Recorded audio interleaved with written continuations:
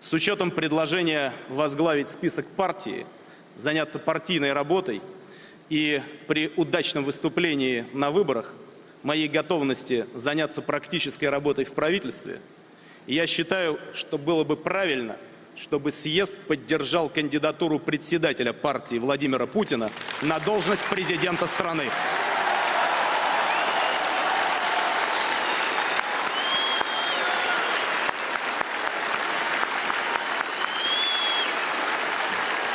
Весной следующего года выборы президента Российской Федерации. В этой связи хочу вам высказать слова благодарности за положительную реакцию на предложение баллотироваться мне в качестве президента России. Для меня это огромная честь.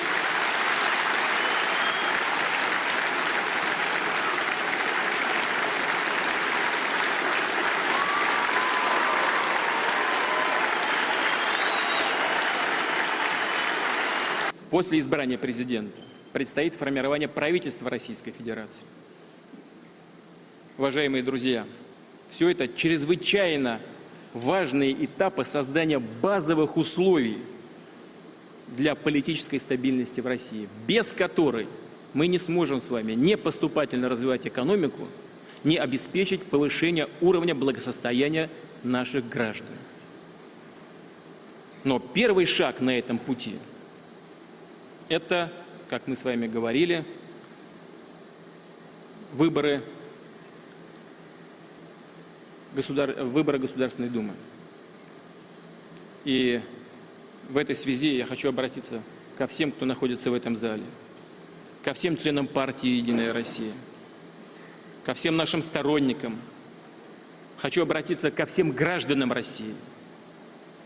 Поддержать на выборах в Государственную Думу «Единую Россию». Проголосовать за ее кандидатов во главе с Дмитрием Анатольевичем Медведевым.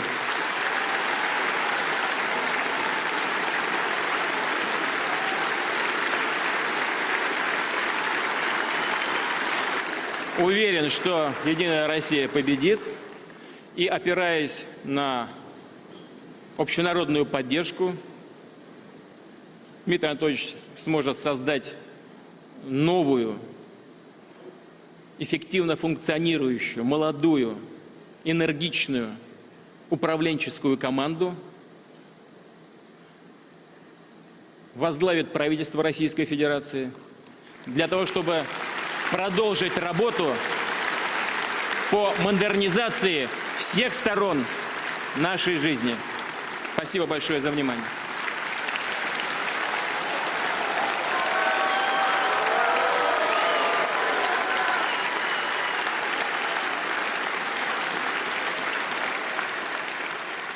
Vladimir Putin has taken the world by surprise, announcing not only his own candidacy for president of Russia, but also Dmitry Medvedev's parallel candidacy for the position of prime minister at the head of the United Russia slate.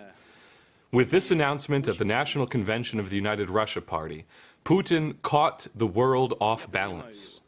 While the British had been counting on a split, cultivating a supposed conflict between Medvedev and Putin over the past 4 years as their scheme for controlling Russia and containing the threat of a strong Russian nation-state and presidency, the joint announcement of a candidacy by Putin and Medvedev as a team has now turned that strategy on its head. We can be sure that Putin's action of judoing this British divide-and-conquer strategy has thrown London into a state of utter rage and consternation. In so doing, Vladimir Putin has outsmarted the British. We here at LaRouche PAC, and Lyndon LaRouche personally, would like to extend our congratulations to Vladimir Putin for this ingenious act of strategic warfare against our nation's common enemy, the British Empire. These are the actions of a truly qualified strategic commander who understands exactly who the enemy is and what the game is which the enemy plays.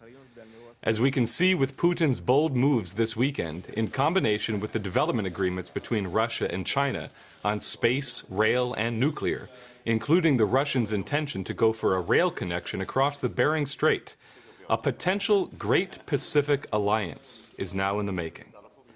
The missing ingredient in this alliance, however, is the political will to make it happen from inside the United States.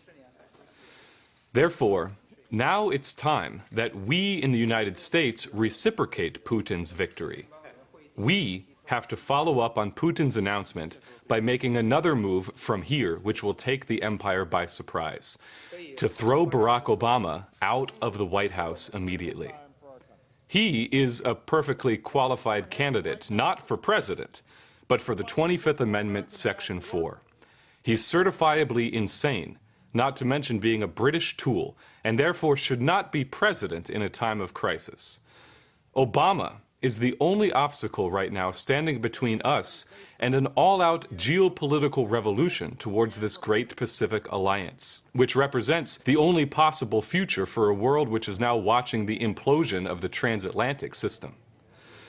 Counterpose the ungovernability sweeping the nations of Europe and the hyperinflationary attempts to save their bankrupt monetary system to the physical development perspective which the nations of Asia, especially China and Russia, have adopted.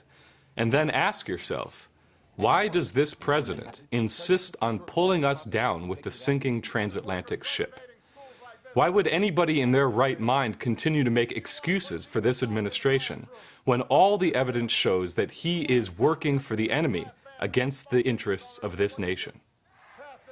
Anyone who considers themselves a patriot of the United States should act immediately with the same courage which Putin showed in Russia to deliver another strategic victory against the empire by removing Obama from the presidency. What's critical for the American people to understand today, to grasp the full implications of the geopolitical turning point at which we now find ourselves, is that Russia and the United States have always had a common enemy in the British Empire.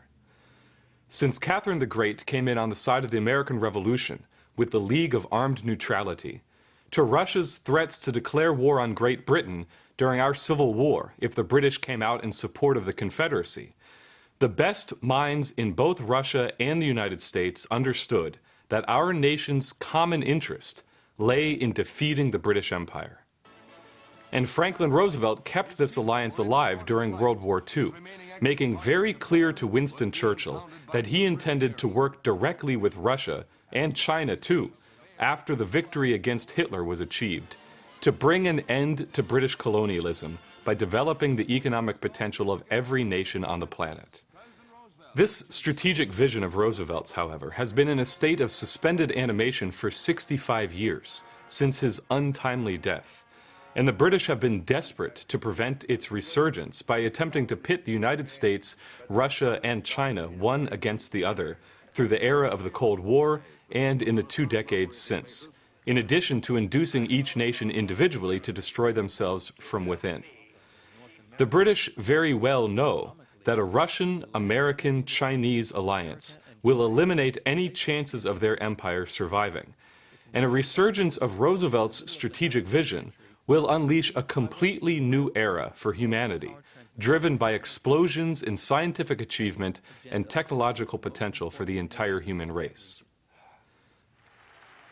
The actions taken by Putin this weekend, therefore, are a matter of great consequence.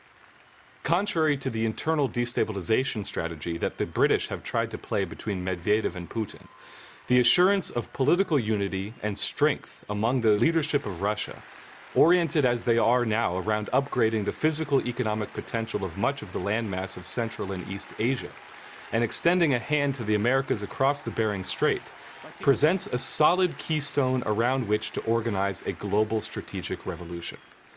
This is a crucial victory in an ongoing war against the British Empire, which has been centuries in duration, and it puts us one step further on the pathway towards the Great Pacific Alliance as the new destiny of mankind. However, to actualize the potential which this victory represents will require the same bold leadership and cunning strategic understanding as we just saw exhibited by Vladimir Putin to be reciprocated by patriots inside the United States. Stay tuned to LPAC TV for an upcoming official announcement by by the members of the LaRouche Democratic slate of their candidacies for Congress as we continue to consolidate the new presidency for the post-Obama world. Signing off, this is Matthew Ogden. Good night.